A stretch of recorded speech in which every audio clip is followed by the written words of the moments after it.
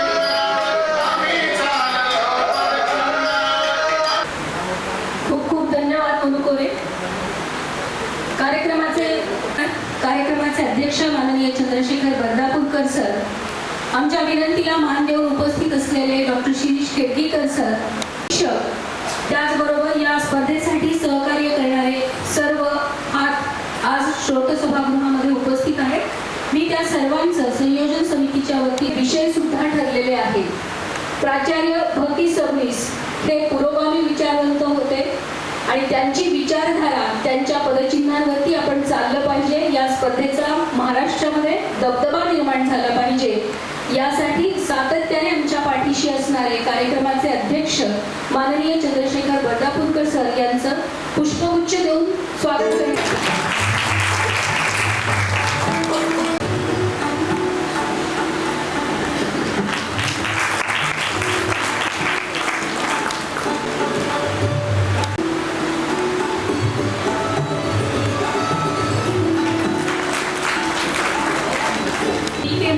यांच्या हस्ते कार्यक्रमाचे पाहुणे यांचं पुष्पगुच्छ देऊन स्वागत होणार आहे। श्री रवी कदम सर हे उपस्थित असतील तर त्यांनी कृपया पुष्पगुच्छ देऊन स्वागत करायचं आहे।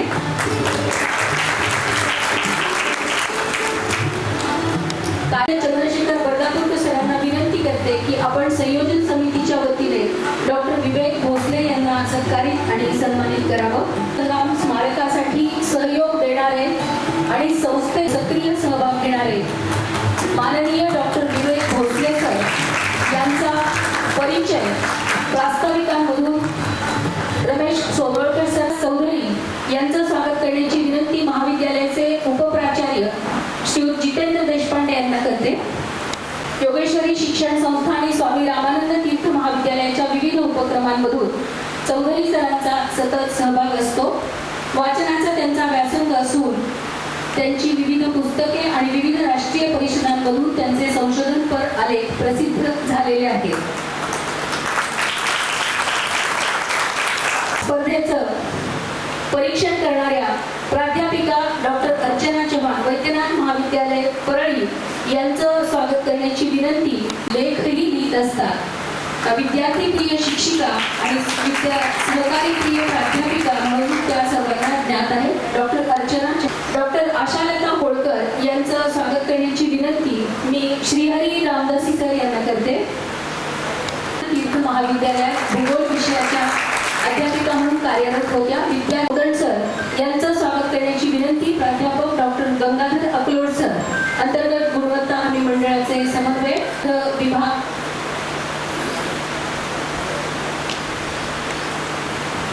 प्रिय प्राध्यापक आहेत. वाचनाचा त्यांचा वाचन असून ते स्वतः राज्यशास्त्राचे प्राध्यापक आहेत. Doctor P K. Mabaltode sir Swami Ramanand Tirth महाविद्यालयाच्या वतीने त्यांचं स्वागत करत आहे. डॉक्टर शिरीष खेडगेकर सरांना प्राचार्य जोगेश्वरी शिक्षण संस्थेचा संस्थेचा आढावा त्यामध्ये घेतला गेलेला आहे. तीर्थ परमपूज्य कृष्णाजी भाऊराव चौसाळकर, परमपूज्य सदाभाऊ जोशी, त्याचबरोबर परमपूज्य बाबासाहेब परांजपे, स्वर्गीय प्राचार्य बी.के. सबनीस आणि ज्यांनी या संस्थेच्या आणि परिसराच्या उत्कर्षासाठी, विकासासाठी आपलं योगदान दिलेलं आहे, आहुती दिलेली आहे, अशा सर्व मान्यवरांना, सर्व सन्माननीय महनीय व्यक्तींना मी प्रथमतः वंदन करतो. स्वर्गीय प्राचार्य भ.की. सबनीस राज्यस्तरीय वक्तृत्व स्पर्धेच्या या उद्घाटन समारंभामध्ये योगेश्वरी शिक्षण संस्थेचे अध्यक्ष सन्माननीय श्रीयुत चंद्रशेखरजी बर्दापूरकर साहेब आजच्या या स्पर्धेच्या उद्घाटन कार्यक्रमासाठी उद्घाटक म्हणून या ठिकाणी उपस्थित असलेले आदरणीय श्रीयुत विवेक भोसले सर, या कार्यक्रमासाठी आम्ही ऐनवेळेला विनंती करूनही विशेषत्वाने उपस्थित असलेले आमचे मार्गदर्शक डॉक्टर शिरीष खेडगेकर, महाविद्यालयाचे प्राचार्य सन्माननीय डॉक्टर प्रशांत देशमुख सर, आमच्या विभागाचे विभाग प्रमुख तथा आमचे मार्गदर्शक प्राध्यापक माणिकराव लोमटे सर, आपल्या संस्थेचे उपाध्यक्ष आदरणीय व्यास सर, गोळेगावकर सर, आदरणीय शेटे सर, या कार्यक्रमासाठी मुद्दाम म्हणून उपस्थित असलेले आदरणीय नानासाहेब गाठाळ, आदरणीय प्राध्यापक एस.के. जोगदंड सर, आदरणीय साहेबराव गाठाळ आणि श्रीयुत वैद्यसाहेब, या स्पर्धेच्या उद्घाटनामध्ये उपस्थित असणारे योगेश्वरी शिक्षण संस्था सहकारी कर्मचारी पतसंस्थेचे अध्यक्ष, उपाध्यक्ष व सर्व पदाधिकारी, गावातील सर्व निमंत्रित पत्रकार, ज्यांचं बहुमोल असं योगदान या स्पर्धेसाठी लाभणार आहे, असे आमचे सर्व निमंत्रित परीक्षक doctor Durgadas Chaudhari, doctor Makarand Jogdand, doctor Ashalata Holkar आणि डॉक्टर अर्चना चव्हाण मॅडम, माझे सर्व सहकारी प्राध्यापक बंधू भगिनी, बाहेरगावून आलेले आणि या परिसरातील सर्व आमच्या महाविद्यालयाचे स्पर्धक विद्यार्थी, सर्व श्रोते बंधू आणि भगिनींनो, सर्वांचं मी प्रथमतः या ठिकाणी मनपूर्वक हार्दिक स्वागत करतो. आणि अगदी थोडक्यामध्ये या ठिकाणी प्रास्ताविक व पाहुण्यांचा परिचय या ठिकाणी मी आपल्यासमोर ठेवतो, कारण आपल्याला पाहुण्यांना ऐकायचं आहे, त्यांचा वेळ त्यांना जास्त द्यायचा आहे, परंतु पाहुण्यांचा परिचयसुद्धा आपल्याला कळाला पाहिजे आणि या स्पर्धेचं जे काही उद्देश आहे, स्वरूप आहे, ते सुद्धा आपल्याला सर्वांना कळालं पाहिजे. स्वर्गीय प्राचार्य बी.के. सबनीस, भ.की. सबनीस, भगवानराव किसनराव सबनीस हे या महाविद्यालयाचे प्रदीर्घ काळ म्हणजे सुमारे 21-22 वर्ष प्राचार्य राहिलेले आहेत. 1965लाच ते अंबाजोगाईमध्ये योगेश्वरी शिक्षण संस्थेत आले आणि तदनंतर 75-76च्या दरम्यान प्राचार्यपदाची धुरा त्यांच्याकडे आली, ती 1996पर्यंत होती. सबनीस सरांनी प्राचार्य म्हणून काम करत असताना या महाविद्यालयासाठी आणि संस्थेसाठी जे योगदान दिलेलं आहे ते एवढं स्पृहणीय, उल्लेखनीय राहिलेलं आहे की या महाविद्यालयाचा आणि संस्थेचा संपूर्ण राज्यभर नव्हे तर देशभर लौकिक निर्माण झालेला आहे. स्वामी रामानंद तीर्थ महाविद्यालयाला सबनीस सरांचं कॉलेज अशी ओळख त्यांनी या महाविद्यालयाला मिळवून दिलेली आहे. सबनीस सरांचं विद्यार्थी हे दैवत होतं. सतत त्यांच्या चिंतनामध्ये विद्यार्थी असायचा. विद्यार्थ्यासाठी काय करता येईल, विद्यार्थी कसे घडतील, विद्यार्थी पुढे भविष्यात कसे आपल्या पायावर उभा राहतील, याचं सतत त्यांच्या बोलण्यामध्ये, लिहिण्यामध्ये अनौपचारिक बोलण्यामध्ये सुद्धा याचंच चिंतन असायचं. ते प्राचार्य महासंघाचे अध्यक्ष राहिले, वेगवेगळ्या सामाजिक चळवळीशी ते संबंधित होते, नव्या आघाडीवर होते. मग ती विद्यापीठ नामांतराची चळवळ असेल, डॉक्टर बाबा आढाव यांची एक गाव एक पानवठा योजना असेल, किंवा काही तत्कालिक काही गोष्टी घडल्या तर लगेच संवेदनशीलतेनं त्या गोष्टींना प्रतिसाद देणारा एक शिक्षक, एक प्राचार्य, आणि एवढंच नव्हे तर आपल्या समवेत सर्व विद्यार्थी आणि प्राध्यापक व इतर महाविद्यालयाच्या प्राचार्यांना सुद्धा सोबत घेऊन त्या घडलेल्या घटनेबद्दल भूमिका घेऊन समोर येणारा, रस्त्यावर येणारा प्राचार्य म्हणून सबनीस सरांची ओळख होती. सबनीस सरांना नेहमी वाटायचं की विद्यार्थ्यांनी बोललं पाहिजे, विद्यार्थ्यांनी लिहिलं पाहिजे, विचार केला पाहिजे, विद्यार्थ्यांना तशी संधी दिली पाहिजे. विद्यार्थ्याला संधी जर भेटली नाही तर ते बोलू शकणार नाहीत. आणि म्हणून सबनीस सरांचा हा विचार पुढे चालू राहावा, विद्यार्थ्यांना संधी भेटावी म्हणून राज्यभरातल्या विद्यार्थ्यांना या ठिकाणी आमंत्रित करून त्यांना बोलण्याची संधी, बोलण्याचं व्यासपीठ उपलब्ध करून देणारी ही वक्तृत्व स्पर्धा आदरणीय डॉक्टर सुरेश खुरसाळे साहेब यांच्या प्रेरणेतून, मार्गदर्शनातून 2003 साली सुरू झाली. हे स्पर्धेचं 21वावं वर्ष आहे. या स्पर्धेमध्ये सुरुवातीच्या काळामध्ये प्राध्यापक PS कुलकर्णी असतील, प्राध्यापक गोळेगावकर सर असतील, लोणीकर सर असतील, त्या काळातले जे जे सगळे प्राध्यापक होते त्यांनी पुढाकार घेऊन ही स्पर्धा नावारूपाला आणली. महाराष्ट्रातल्या अनेक नामांकित महाविद्यालयाचे विद्यार्थी या स्पर्धेमध्ये वक्ते म्हणून येऊन गेले. अनेक महाविद्यालयांनी या स्पर्धेचा चषक घेऊन गेले. हे 21वावं वर्ष आहे.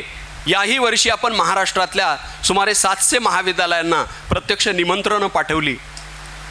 जे नामांकित महाविद्यालय आहेत, जे शेड्यूल्ड कॉलेजेस आहेत, A ग्रेड, B ग्रेड किंवा जे NAC ॲक्रेडिटेड कॉलेज आहेत, अशा कॉलेजची निवड करून आपण मुद्दामहून, आणि सर्क्युलेशन तर सर्वच महाविद्यालयांना करतो आपण, सोशल मीडियाच्या माध्यमातून किंवा हस्ते परहस्ते सर्वांना निमंत्रण देतो. विद्यार्थ्यांना संधी भेटावी, विद्यार्थ्यांनी यावं, दिलेल्या विषयावर चिंतनपर या ठिकाणी आपलं विचार जे आहेत ते व्यक्त करावेत, असा हेतू याच्या पाठीमागे असतो. या स्पर्धेचं दुसरं वैशिष्ट्य असं की या स्पर्धेमध्ये जे विषय ठेवले जातात ते तर तात्कालिक किंवा ज्याला आपण समयोचित असे म्हणू, असे समयोचित विषय, जे करंट इश्यूजवर आधारित विषय आहेत, असे विषय ठेवले जातात. अर्थातच सबनीस सरांचा चिंतनाचा विषय राज्यशास्त्र, समाजातील प्रश्न, अशा पद्धतीचं त्यांचं चिंतन असल्यामुळं तसेच विषय जास्त करून घ्यायचा आपण प्रयत्न करतो. परंतु विषय सुचवण्यामध्ये आणि या स्पर्धेचं नियोजन करण्यामध्ये अगदी संस्थाध्यक्षांपासून ते सर्व संचालक मंडळ आम्हाला भरपूर या ठिकाणी मदत करतं, मार्गदर्शन करतं. त्यामुळं या स्पर्धेचं जे काही एकूण स्वरूप आहे ते सर्वांची आपली स्पर्धा म्हणून या स्पर्धेचं स्वरूप पुढे आलेलं आहे. अगदी प्रत्येक मॅनेजमेंटच्या सदस्याला किंवा इतर आमच्या संस्थेच्या घटक शाळा महाविद्यालयांनासुद्धा ही स्पर्धा आपली वाटते. योगेश्वरी शिक्षण संस्था, कर्मचारी पतसंस्था सुद्धा याच्यात सहभागी असते. विद्यार्थी मित्रांनो, सबनीस सरांचा हा वसा आणि वारसा आपल्याला पुढे चालवायचा आहे. आपण दिलेल्या विषयावर या ठिकाणी बोलतं व्हायचं आहे. या स्पर्धेमध्ये जे 5 विषय दिलेले आहेत त्या 5ही विषयावर वेगवेगळ्या महाविद्यालयाचे विद्यार्थी बोलणारच आहेत. आम्ही दरवर्षी या स्पर्धेसाठी सबनीस सरांशी संबंधित असलेले, आपल्या संस्थेशी संबंधित असलेले, या संस्थेचा कुठेतरी पार्श्वभूमी, नाळ ज्यांची जुळलेली आहे, अशा मान्यवरांना आपण या स्पर्धेच्या उद्घाटनासाठी बोलवतो. मागच्या 2 वर्षापासून आमचं चाललं होतं की आदरणीय डॉक्टर विवेक भोसले सरांना या स्पर्धेसाठी बोलवायचं. त्याचं कारण असं की विवेक भोसले सर हे क्रांतीवीर दत्ताजी भोसले यांचे चिरंजीव आहेत. आणि क्रांतीवीर दत्ताजी भोसले हे पूज्य स्वामी रामानंद तीर्थ यांचे डायरेक्ट विद्यार्थी राहिलेले आहेत. हिप्परग्याला त्यांनी राहून शिक्षण घेतलेलं आहे. एवढंच नाही तर स्वामीजींच्या प्रेरणेने आणि मार्गदर्शनाने दत्ताजी भोसले यांनी त्यांचं इंटरचं शिक्षण हे बडोद्याला सयाजीराव गायकवाड यांच्याकडे केलं आणि त्या ठिकाणी पैलवानकीचे धडे घेतले. भारतातले, देशातले नामांकित पैलवान म्हणून क्रांतीवीर दत्ताजी भोसले होते.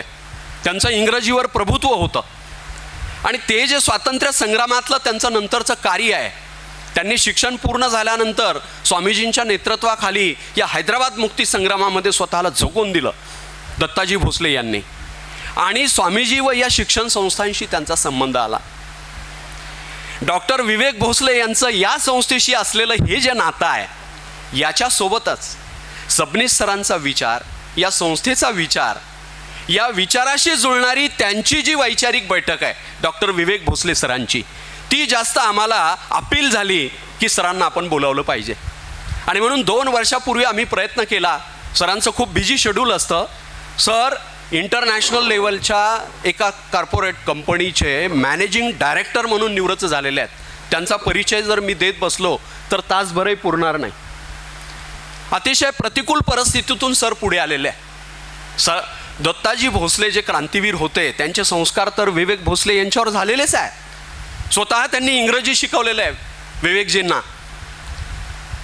आणि सर्व विषयाचं शिक्षण दत्ताजी भोसले यांच्या निगराणीत झालेलं आहे. लहानपणी अनेक थोरा मोठ्यांच्या प्रेरक कहाण्या दत्ताजी भोसले या सर्व मुलांना सांगायचे.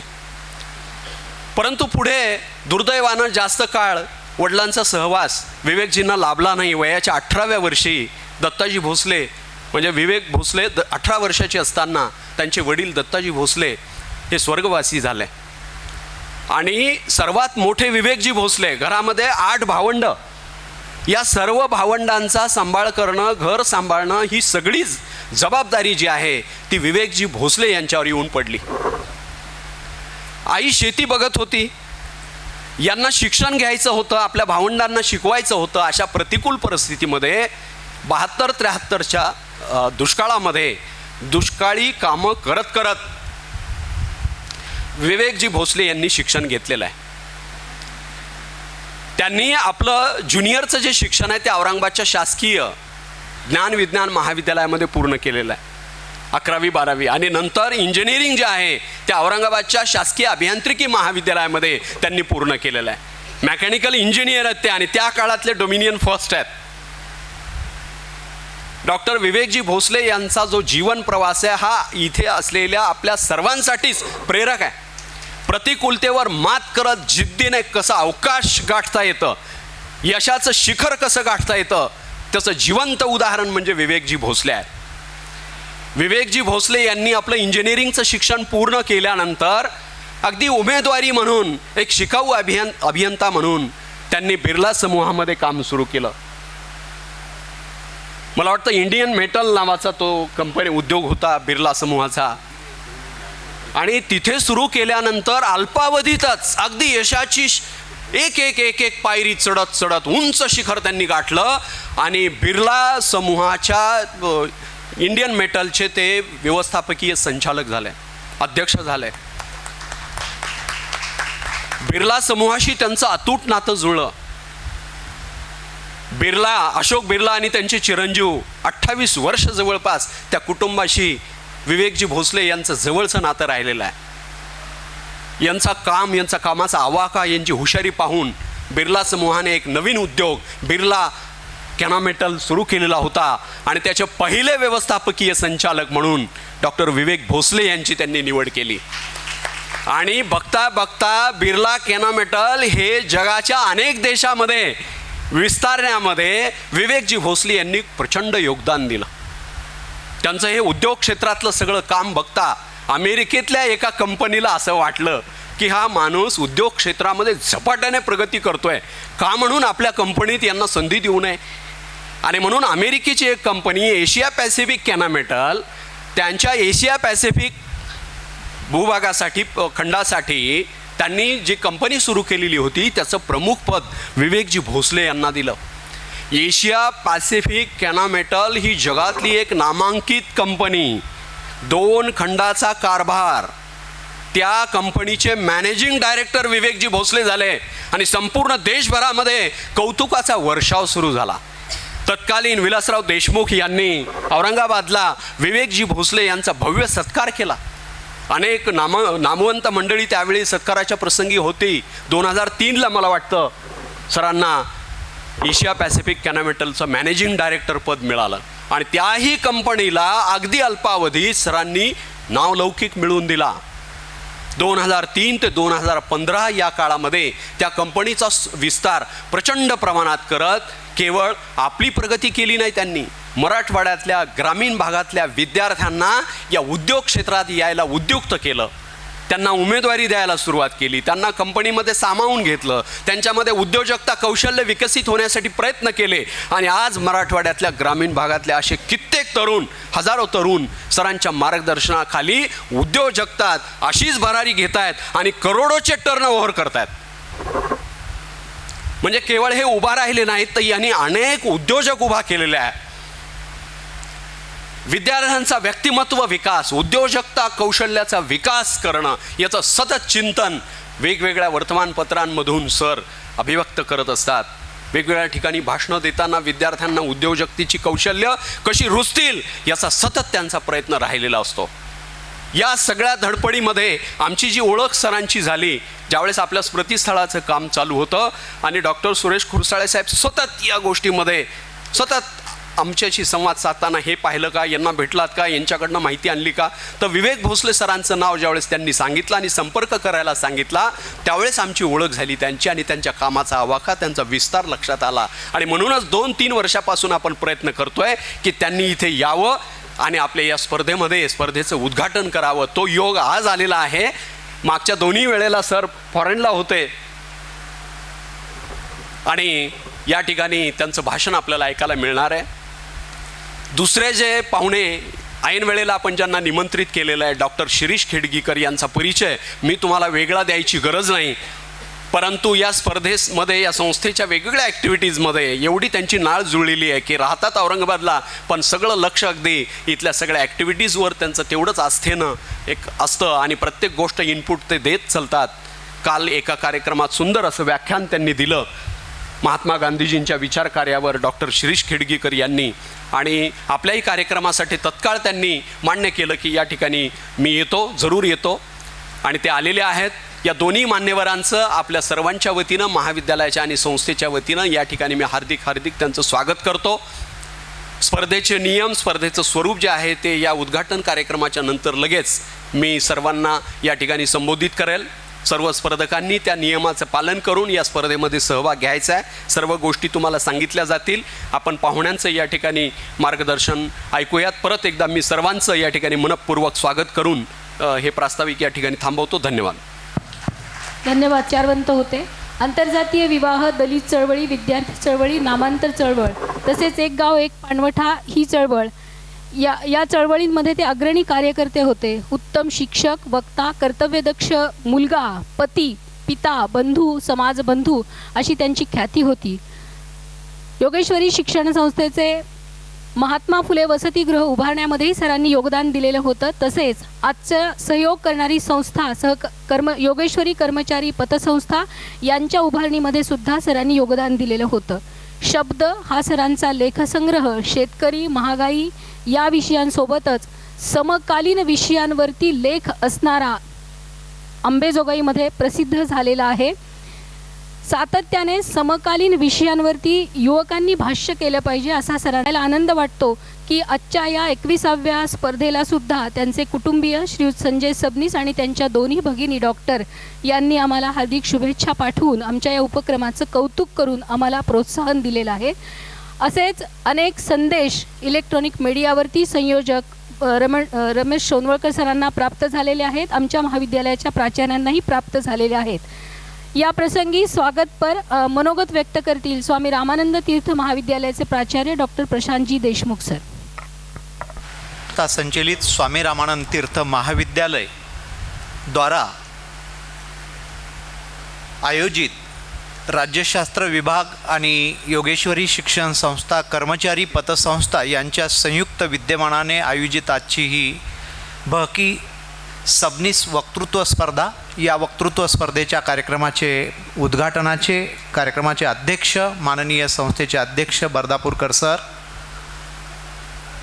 या कार्यक्रमाचे उद्घाटक माननीय Shri Vivekji Bhosale sir, doctor Shirish Khedgikar sir, Yogeshwari शिक्षण संस्थेचे सर्व माननीय संचालक मंडळ, उपाध्यक्ष, सचिव सर, सहसचिव सर, सर्व माननीय सदस्य, स्वामी रामानंद तीर्थ महाविद्यालयाचे उपप्राचार्य, ज्युनियर विभागाचे प्राचार्य, योगेश्वरी महाविद्यालयाचे प्राचार्य डॉक्टर कानिटकर सर, तंत्रनिकेतनचे प्राचार्य रमण देशपांडे सर, या उद्घाटन कार्यक्रमासाठी गावातून उपस्थित असणारे माननीय सर्व सन्माननीय ज्येष्ठ मार्गदर्शक, गाठाळ बंधू सर, जोगदंड सर, आलेले सर्व अन्य मान्यवर प्रतिष्ठित, उपस्थित असणारे मीडियाचे, प्रिंट मीडियाचे, ई मीडियाचे प्रतिनिधी, महाविद्यालयाचे सर्व कर्मचारी,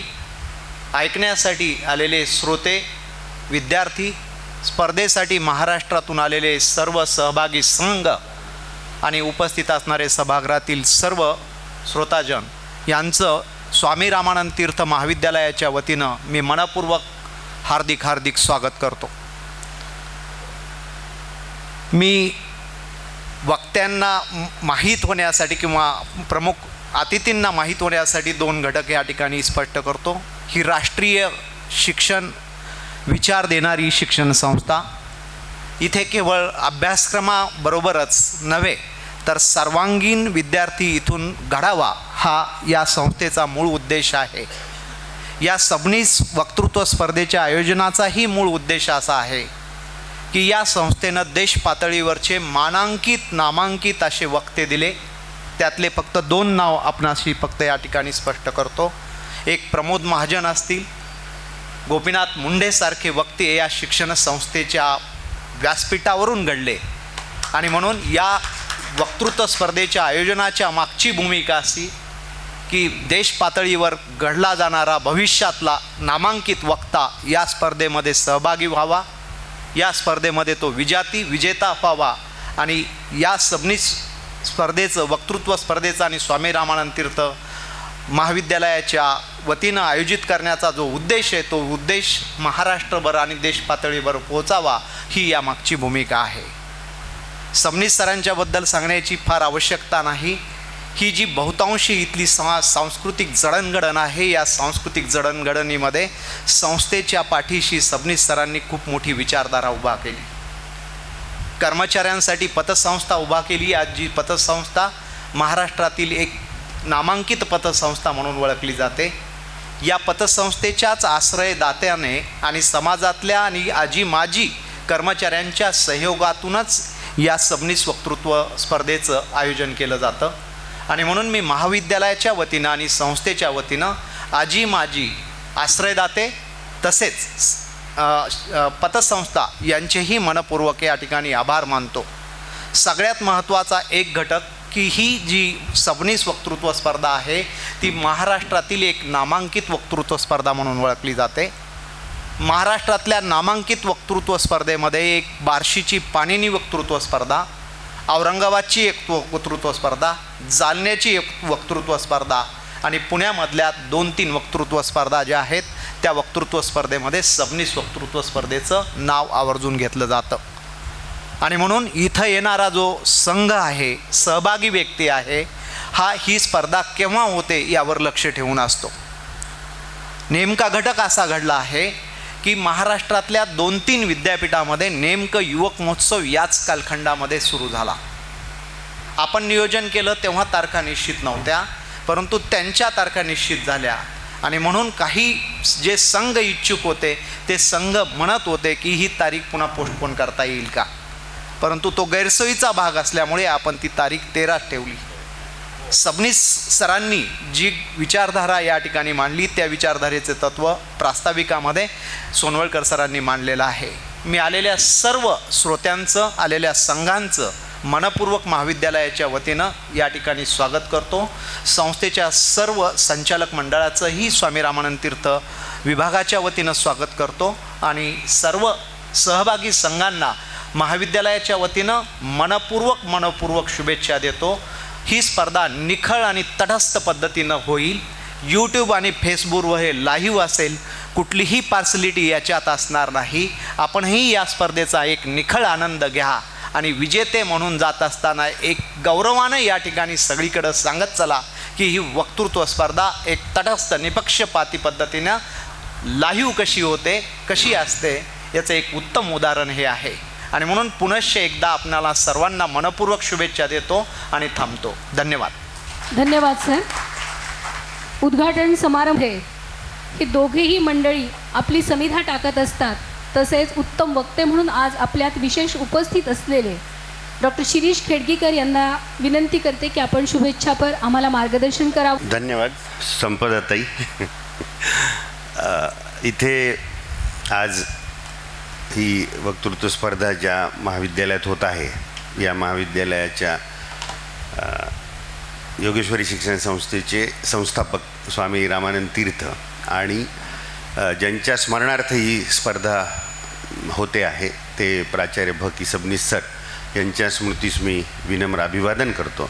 त्याचप्रमाणे ही वक्तृत्व स्पर्धा असल्यामुळे महाराष्ट्रातील नामवंत वक्ते आचार्य आत्रे, या संस्थेच्याच संस्थापकांपैकी एक असलेले पूज्य बाबासाहेब परांजपे, प्राचार्य नरहर कुरुंदकर, प्राचार्य राम शेवाळकर आणि प्राचार्य शिवाजीराव भोसले यांच्याही स्मृतीस मी विनम्र अभिवादन करतो. व्यासपीठावर उपस्थित माझे ज्येष्ठ स्नेही आणि या संस्थेचे अध्यक्ष चंद्रशेखर बर्दापूरकर सर, त्याचप्रमाणे दुसरे एक ज्येष्ठ स्नेही विवेक भोसलेजी जे स्वातंत्र्यसैनिक परिवारातील आहेत, आणि प्राचार्य प्रशांत देशमुख आणि रमेश सोनवळकर सर, त्याचप्रमाणे इथे उपस्थित माझ्या शिक्षकांपैकी माझे इंग्रजीचे प्राध्यापक जोगदंड सर इथे आहेत, माझे NCCमधले मार्गदर्शक नानासाहेब गाठाळ सरही इथे आहेत, आणि अन्य अन्य श्रोत्यांमध्ये माझे वर्गबंधू लंकेश वेडे या संस्थेचे संचालक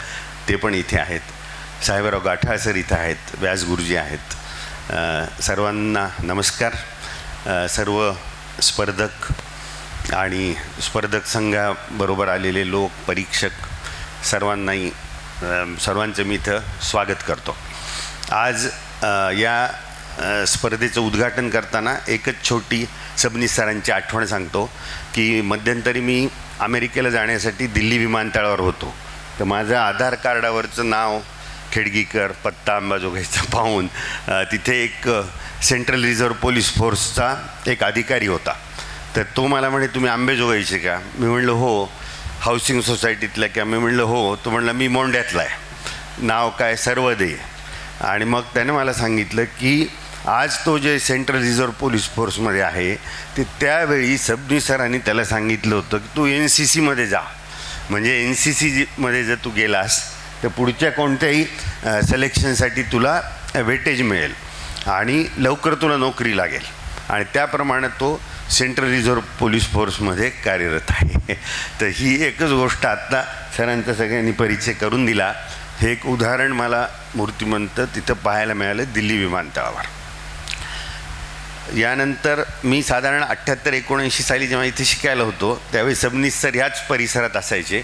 युवक महोत्सव असो, वक्तृत्व स्पर्धा असो, स्नेहसंमेलन असो, सर्व ॲक्टिव्हिटीजमध्ये मी जरी सायन्स ब्रँचला असलो तरी सरांचं कार्य जे ते सगळं मला अगदी मी पाहिलेलं आहे जवळून. आणि एकूणच सरांच्या व्यक्तिमत्वाचा या महाविद्यालयातील सर्व माजी विद्यार्थ्यांवर, सर्व सहकारी प्राध्यापकांवर प्रभाव पडलेला आहे. आज ही जी वक्तृत्व स्पर्धा आहे, आजच्या काळातलं वक्तृत्व कलेचं महत्त्व असं आहे की वाचिक अभिव्यक्तीला आजच्या काळात खूप महत्त्व प्राप्त झालेलं आहे. आपण ज्याला सॉफ्ट स्किल्स म्हणतो, ज्याला आपण एक नॉन ऑपरेटिंग टेक्निकल स्किल्स म्हणतो, किंवा मराठीमध्ये त्याला मृदू कौशल्य असा एक शब्द अलीकडे वापरण्यात येतो. तर भोसले सर या संदर्भात आपल्याला मार्गदर्शन करतीलच, परंतु कारण ते एका कॉर्पोरेट कंपनीत आहेत, परंतु सरही माझ्या या मताशी सहमत होतील की या सॉफ्ट स्किल्सना आजच्या काळात खूप महत्त्व प्राप्त झालेलं आहे. आणि हे अशा प्रकारे ह्या वक्तृत्व स्पर्धांमधून तुमच्यामध्ये जो एक सभाधीटपणा येईल आणि एक वक्तृत्व कौशल्य तुमच्यात निर्माण होईल, त्याचा पुढे चालून तुमच्या करिअरमध्ये आणि नोकरी मिळवण्यामध्ये आणि आपलं स्वतःचं आणि आपल्या कुटुंबाचं आयुष्य समृद्ध करण्यामध्ये खूप मोठं योगदान राहील. एक छोटेसं उदाहरण मी देतो. भुजंगराव कुलकर्णी, रिटायर्ड IAS अधिकारी, वय वर्ष 102. 102व्या वर्षी मी जेव्हा त्यांच्याकडे गेलो तेव्हा ते टाइम्स ऑफ इंडिया वाचून त्यामधल्या नोट्स काही टिपणं काढत होते. स्वातंत्र्यवीर सावरकर एवढे वक्ते म्हणून का गाजले, त्यांचे जे टिपणवही आहे, सर्वसार संग्रह नावाचं एक पुस्तक आहे. त्यामध्ये त्यांनी भाषणासाठी ज्या ज्या उपयुक्त गोष्टी आहेत, सुभाषितं असतात, काही कवींच्या ओळी असतात, काव्यपंक्ती असतात, ह्या सगळ्या एकत्रित केल्या होत्या. भुजंगराव कुलकर्णींच्याकडे अशा डायरी भरलेल्या होत्या की ज्यामुळे पुढे निवृत्तीनंतरही त्यांना अनेकदा लोक बोलवत आणि त्यांच्या मार्गदर्शनाचा लाभ होत असे. तेव्हा सर्व विद्यार्थ्यांना माझं असं म्हणणं आहे की मोबाईलच्या सर्व जंजाळामध्ये न अडकता, कारण या स्पर्धेतच तो विषय आहे वक्तृत्व स्पर्धेला दिलेला, तुम्ही जास्त करून ग्रंथ वाचनावर, आपल्या ग्रंथालयातले पुस्तकं जे आहेत ते व्यवस्थितपणे वाचण्यावर, कारण मोबाईल जर वाचला तर डोळ्याला बराच ताण पडतो. त्याऐवजी तुम्ही पुस्तक वाचण्यावर भर द्या आणि अशा प्रकारे कायमची एक डायरी जवळ ठेवून, स्वामी रामानंद तीर्थ या संस्थेचे संस्थापक, हैदराबाद मुक्तीसंग्रामाचे सेनानी, हे पण रोज दैनंदिनी लिहित असत आणि अशा प्रकारे एक दैनंदिनी लिहिण्याची सवय ठेवा. त्यामध्ये सुभाषितं लिहित जा, जे काही वाचनात येतं चांगल्या प्रकारचं ते लिहित जा. तेव्हा या स्पर्धेमध्ये सर्व सहभागी जे स्पर्धक आहेत त्या सगळ्यांना मी शुभेच्छा देतो आणि थांबतो. धन्यवाद. धन्यवाद. प्राचार्य भरक्या छोट्या गावातल्या योगेश्वरी शिक्षण संस्थेच्या स्वामी रामानंद तीर्थ महाविद्यालयाचे 21 वर्ष प्राचार्य होते आणि त्यांना सातत्याने वाचनाचा ध्यास होता. आपल्यासमोर बसलेले विद्यार्थी हे, त्या काळात हा शब्दसुद्धा त्या विद्यार्थ्यांना किंवा बऱ्याच प्राध्यापकांना माहीत नव्हता. कॉर्पोरेट क्षेत्र, त्या क्षेत्राविषयी सातत्याने सर आपल्या तासिकांमधून माहिती देत असत आणि विद्यार्थी हा ध्येयासक्त असला पाहिजे हे सांगत असत. सरांचे राज्यशास्त्राचे तास हे कुठल्याही संगीत सभेपेक्षा कमी नसत. एवढी ब्रह्मानंदी टाळी त्यांच्या तासिकांमधून लागत असायची. सरांना ज्या गोष्टीचा ध्यास होता ती गोष्ट म्हणजे सातत्याने विद्यार्थ्यांनी उंचीवर गेलं पाहिजे आणि तो विद्यार्थी योगेश्वरी शिक्षण संस्थेशी संबंधित असला पाहिजे आणि तोच विद्यार्थी कुठल्या न कुठल्या स्वरूपात आज आम्हाला उद्घाटक म्हणून लाभलेला आहे. कॅनोमेटल एशिया पॅसिफिक USA तथा माजी अध्यक्ष व्यवस्थापन मंडळ शासकीय अभियांत्रिकी महाविद्यालय छत्रपती संभाजीनगर आणि विविध देशांचे विविध समित्यांचे पदं भूषविलेले माननीय डॉक्टर श्री विवेक भोसले सरांना विनंती करते की आपण 21व्या भकी सबनीस राज्यस्तरीय वक्तृत्व स्पर्धेचं उद्घाटन घोषित करून आम्हाला मार्गदर्शन करावं. सर्वप्रथम मी ह्या वादविवाद स्पर्धेचं उद्घाटन झालं असं जाहीर करतो. परमपूज्य स्वामी रामानंद तीर्थ, परमपूज्य बाबासाहेब परांजपे, कैलासवासी प्राचार्य सबनीस सर यांना माझं वंदन करून मी माझे 2 शब्द बोलायला सुरुवात करतो. आदरणीय व्यासपीठ, पुढे बसलेले जे आहे ते सर्व आदरणीय गुरुजन, सर्व सन्माननीय परीक्षक, ह्या स्पर्धेमध्ये भाग घेण्यासाठी जे आलेले स्पर्धक आहेत आणि श्रोतेवर्ग, माझी ओळख तर प्रस्तावनेमध्ये खूप काही करून दिलेली आहे आणि खेडगेकर सरांनी म्हणलेलं यस, मला जो आहे तो 42 वर्षाचा जो आहे तो कॉर्पोरेटमधला अनुभव आहे. म्हणून मी सुरुवातीला सर्व श्रोत्यांना विचारतो की व्हॉट इज मार्केटिंग. आता तुम्हा सर्वांना प्रश्न पडला असेल किंवा माझे मित्र बर्दापूरकर यांनाही प्रश्न पडला असेल की वक्तृत्व स्पर्धेच्या उद्घाटनाला बोलवल्यानंतर हे मार्केटिंगचं का बोलू लागलेले आहे. पण मित्रांनो, व्हॉट इज मार्केटिंग म्हणलं जातं तर marketing is nothing but truth glorified, truth fascinated. आणि आजकालचं जग जे आहे ते मार्केटिंगचं जग आहे. म्हणून ह्या मार्केटिंगचा आणि वक्तृत्वाचा संबंध आहे.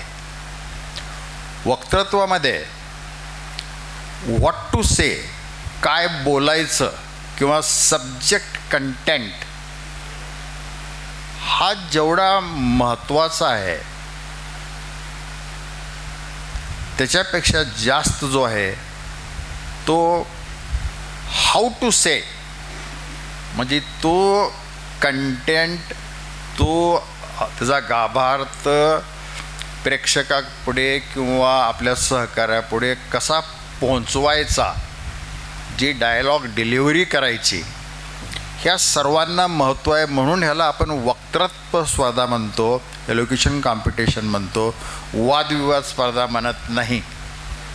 तर म्हणून इथं जसं एक प्रसिद्ध वक्तृत्व कलेमध्ये पुस्तकं लिहिलेले एक डेल कार्नेगी आहेत.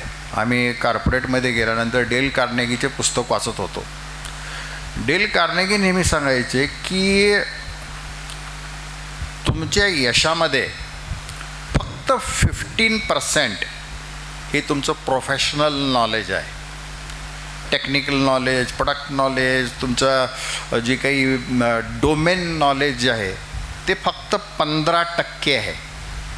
85% तुमचं सक्सेस आहे तुमच्या कम्युनिकेशन स्किलवर अवलंबून आहे. मग त्याच्यामध्ये तुमचे डायलॉग डिलिव्हरी येऊ द्या, बॉडी लँग्वेज असो, जेस्चर असो, आय टू आय कॉन्टॅक्ट असो, हे असो. तर त्याच्यामुळे वक्तृत्व स्पर्धेला म्हणजे वक्तृत्वाला जो आहे ह्या जमान्यामध्ये, पहिल्या जमान्यामध्येच होतंच होतं, ह्या जमान्यामध्ये आता सध्या अनन्यसाधारण महत्त्व आलेलं आहे. मराठवाड्यातली मुलं त्यातल्या त्यात जे आहेत ते आपण थोडं आपल्याकडे कॉम्प्लेक्स असतो, थोडी स्टेज करेज कमी असतं. त्या काळामध्ये प्राचार्य सबनीस सरांनी वक्तृत्वाचं ही जे स्किल आहे वाढावं म्हणून विचार केला असेल तर ते वाटतं की ते किती व्हिजनरी आहेत. की खरोखरच माझ्या 42 वर्षाच्या कॉर्पोरेटमधल्या मी हजारो लोक नोकरीला लावले असतील, हजारो लोक. मी नेहमी पहिला प्रेफरन्स खेड्यातल्या मुलाला द्यायचा, शहरातल्या मुलाला नंतर. मराठवाड्यातले का असणं, खेड्यातला नंबर 1, नंतर मराठवाडा.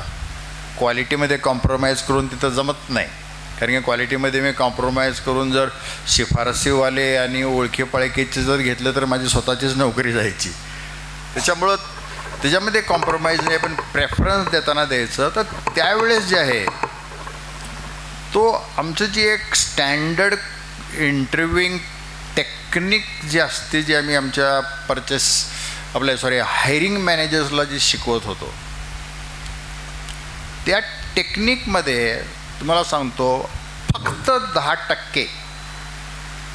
मी स्वीडिश कंपनीमध्ये काम केलेलं आहे, सँडविक नावाच्या मोठ्या कंपनीचा मॅनेजिंग डायरेक्टर होतो, जर्मन कंपनीचा मॅनेजिंग डायरेक्टर होतो, अमेरिकन कंपनीचा मॅनेजिंग डायरेक्टर होतो आणि बिर्लाचा प्रेसिडेंट होतो. ते बिर्लाचा अनुभव जर सोडला तर मी बाकीच्या ह्या इंटरनॅशनल कंपनीच्या अनुभवातून तुम्हाला सांगतो की आमच्या क्वेश्चनियरमध्ये फक्त 10%च मार्क त्याच्या टेक्निकल नॉलेजला असायचे. फक्त 10% मार्क. 100 पैकी धरलं तर 10. त्याचं डोमेन नॉलेज, त्याच्या त्या सब्जेक्टचं नॉलेज किती आहे हे ह्याला 10. कारण का की आम्हाला माहीत होतं की त्याला जर त्या सब्जेक्टवर मी प्रश्न विचारला आणि त्याला जर समजा आला नाही तर त्यानं 4 वर्ष ग्रॅज्युएशन केलेलं आहे, तो उद्या जाऊन पुस्तक चाळून तो आणखी रिफ्रेश करू शकतो. पण त्याचे जे बाकीचे जे सॉफ्ट स्किल आहेत, कम्युनिकेशन स्किल आहे, लिडरशिप स्किल आहे, स्टेरेज करेज आहे, टीम वर्क आहे, हे त्याला आम्ही 1-2 वर्षात शिकू शकत नाही. त्याला त्या क्वालिटीज जे आहे ते शिकू शकत नाहीत. तर 90% आमचा जो फोकस असायचा तो सॉफ्ट स्किल असायचा. Even let me tell you, जो डोमिनियन फर्स्ट आलेला आहे 90%, 95% मार्कवाला आला म्हणून आमच्या जॉब मिळेल इम्पॉसिबल. नो, त्याला जॉब मिळेल आमच्याकडे, आम्ही नक्कीच त्या मार्कवाल्याला पाहतो, पण फक्त डिझाईनमध्ये किंवा रिसर्चमध्ये पाहतो, बाकीच्या गोष्टीमध्ये पाहत नाही. तिथं फक्त 2% जागा असतो. त्याच्यामुळं आउट ऑफ सिलेबस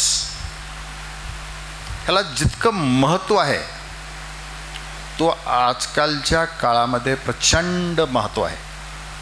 आणि ही वक्तृत्व जो आहे हा आपल्या भावना, आपले आचार विचार व्यक्त करण्याची एक कला आहे. आता हे आचार विचार भावना कशा आपल्या जन्मातात, कशा आपल्या मध्ये पैदा होतात. यस, जेनेटिक आहेत डॉक्टर साहेब, ओके, मेंदूतून येतात आहेत, आणि अनुभव आणि शिक्षण, परिस्थिती, ह्या गोष्टीमुळं आपल्या मनामध्ये भावना निर्माण होतात आणि विचार होतात आणि ते आपल्याला व्यक्त करावं लागतात. तर ते आपण व्यक्त करायचे माध्यमं काय आहेत? मी परवाच म्हणजे शनिवारीच एका चित्रकलेचं उद्घाटन केलं. औरंगाबादला यशवंत कला महाविद्यालयानं त्या चित्रकलेचं उद्घाटन केलं होतं आणि त्या चित्रकलेच्या सर्व हौसिक कलाकारांनी चित्र बनवले होते. खूप सुंदर असे पेंटिंग्स बनवले होते. तिने सायलेन्स ऑफ हार्मनी म्हणून त्या चित्रकलेला नाव दिलं होतं. म्हणजे तुमच्या जी अंतर्मनातल्या भावना, आचार विचार जे आहेत ती व्यक्त करण्याचं एक माध्यम म्हणजे रंग. रंगाच्या माध्यमातून जे आपण आपल्या भावना आणि आनंद, काही जे विचार आहे ते व्यक्त करतो, ते एक माध्यम आहे. दुसरं माध्यम आहे पुस्तकाच्या स्वरूपी लेख लिहून भावना आपण व्यक्त करू शकतो. वक्तृत्व, शब्दाच्या द्वारे जे आहेत ते आपण भावना व्यक्त करू शकतो. आणि निशब्द, स्तब्ध राहून आपल्या अंतर्मनात झोकून बुद्धाच्या शिकवणीप्रमाणे आपण त्यासुद्धा आपल्या भावना आपल्या मनाबरोबर निगडीत ठेवून त्याचा आपण व्यक्त करतो. आणि आणखी एक व्यक्त करतो ते म्हणजे आपल्या कृतीमधून व्यक्त करतो. काही न बोलता, काही शब्द न करता सुद्धा आपण कृतीमधून व्यक्त करू शकतो. जसं कोणीतरी एक चप्पल जजेच्या अंगावर फेकली, एक कृती आहे. कृती बरोबर नव्हती ती, पण कोणीतरी फेकली, हे कृतीच आहे. त्यानं त्याच्या भावना वगैरे ते व्यक्त केल्या. तर ह्या प्रकारे जे आहे त्या आपण भावना जे व्यक्त करतो त्याच्यामध्ये वक्तृत्वाला आज सर्वात जास्त आहे, म्हणजे महत्त्व आहे. आपण नेहमी पाठीमागच्या 10 वर्षापासून बोलत असतो की today's world is of information technology. सर्व जग इन्फॉर्मेशनवर आहे, गुगल हे ते वगैरे वगैरे सर्व खरं आहे. पण खऱ्या अर्थाने जर तुम्ही पाहिलं तर त्याच्यामध्ये सुद्धा बदल झालेला आहे. आजचं जग इन्फ्लुएन्स एज आहे. इन्फॉर्मेशनसुद्धा नाही. लोक इन्फॉर्मेशन, मुलं आजकालचे इन्फॉर्मेशन हे त्यांना फक्त TV, TikTok, Twitter, WhatsApp forward इथूनच इन्फॉर्मेशन मिळतं. गुरुकुल पद्धती आणि शिक्षक आणि आई वडील ह्यांच्याद्वारे जे आपल्यावर आचार विचार जे घडत होते ते आत्ता राहिलेलं नाही. जेवढ्या लवकर युवक फॉरवर्डवर विश्वास करतात, स्क्रीनवर विश्वास करतात, स्क्रीन तो TV चा स्क्रीन असो किंवा आपल्या मोबाईलचा स्क्रीन असो, त्या स्क्रीनवर विश्वास ठेवणारे आहेत. त्याच्यामुळं TV वर सध्या वस्तूच विकत नाहीत, विचारसुद्धा विकत आहेत. त्याच्यामुळं त्या विचारावर आपण प्रभावित होऊन आपण आपल्या भावना, आपले अनुभव हे बहुतेक करून सुपरफिशियल आपले विचार झालेले आहेत. तत्वनिष्ठ पूज्य बाबासाहेब परांजपे, पूज्य सबनीस गुरुजी यांच्या तत्वनिष्ठ विचार होते, तसे आजकाल विचार राहिलेले नाहीत. आणि हे आजकालचे जे विचार हे टी व्ही सोशल मीडियाच्या माध्यमातून आपण जे बनवलेले असतात, यामध्ये 90% विचार किंवा जी विचारधारा किंवा जे काही ओपिनियन आपण जे बनवतो तो एकदम ठिसूळ पायावर उभा राहिलेले असते, पण त्याला आपण खरोखर म्हणतो. मी टेक्नॉलॉजीचा जरी 42 वर्षाचा असला तरी माझ्या वडिलांनी मला लहानपणापासून जे पुस्तक वाचण्याचे जे संस्कार घडवलेले होते किंवा जे मला 7वी 8वीला असताना मला वडिलांनी माझ्या गीता तोंडपाठ म्हणून करायला सांगितले होते, पण ते स्वतः देवळात जात नव्हते. ओके, पण गीता मला शिकवलेले होते. तर त्या काळामध्ये Robert browning, William Wordsworth, Lord Byron यांच्या कविता, त्यांचे हे फिडेल कॅस्ट्रो, चे गवेरा, माओ, लेनिन, काय त्यावेळेचे क्रांतिकार असू दे वगैरे, ह्या सगळ्याच्या कहाण्या वगैरे वगैरे. तर पुस्तक वाचण्याचा मला पहिल्यापासून छंद आहे. आणि टेक्नॉलॉजीच्या व्यतिरिक्त आपल्यासारख्याच्या संगतीमध्ये बसून काही मी शिकू शकतो. आणि त्यामुळंच मला वाटतं मी ह्या स्पर्धेच्या उद्घाटनासाठी मी हो म्हणलं. अदरवाईज मला बोलता आलं नसतं.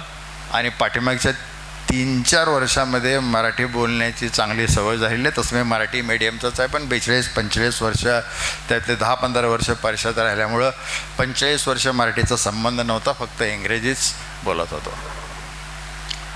तर सध्या जी मी काही पुस्तकं काही जे चालतोय किंवा वाचतंय ते योगायोगानं जे आहे, ह्यात थोडं बहुत ह्या तुमच्या वक्तृत्व स्पर्धेचे विषय पाहिल्यानंतर मला ते प्रासंगिक किंवा ह्या अनुषंगानं असलेले खूप चांगले लोकशाही पुढचे आव्हानं, आर्टिफिशियल इंटेलिजन्सचे वरचे, महिलाचे सक्षमीकरणाचे असू द्या वगैरे, हे काही काही विषय खरंच महत्त्वाचे विषय आहेत. आणि यस, तर हे जे विषय जे आहेत हे एक देश एक निवडणूक, कृत्रिम बुद्धिमत्ता. सध्या कृत्रिम बुद्धिमत्तेमध्ये मी तर असं म्हणाल की जसं आपल्या प्रत्येकाला मोबाईल वापरता येतो, तसं इथून चलून पुढे आर्ट, सायन्स, कॉमर्स कुठल्याही ब्रँचचा, कुठल्याही शाखेचा कुठलाही विद्यार्थी असू द्या, त्याला AI लिटरसी ही मस्ट आहे. जसे कॉम्प्युटर लिटरसी तशी AI लिटरसी मस्त आहे. पण या AI लिटरसीची आव्हानं किती आहेत? जागतिक राजकारणातील सत्ता संघर्ष आणि लोकशाहीचं भवितव्य, शाश्वत विकासात युग, ही इतके ज्वलंत प्रश्न आहेत. मी काही दिवसापूर्वी युवल हरारे हा जो इस्रायली लेखक आहे, त्याचं Homo sapiens, Homo Deus and 21 lessons for the 21st century जे पुस्तक वाचलं. त्या पुस्तकामधून तुम्हाला सांगतो की आपण प्रत्येक जण जो आहे ह्या इन्फ्लुएन्स एजमध्ये नेहमी इमॅजिनेटिव्ह रिॲलिटीच्या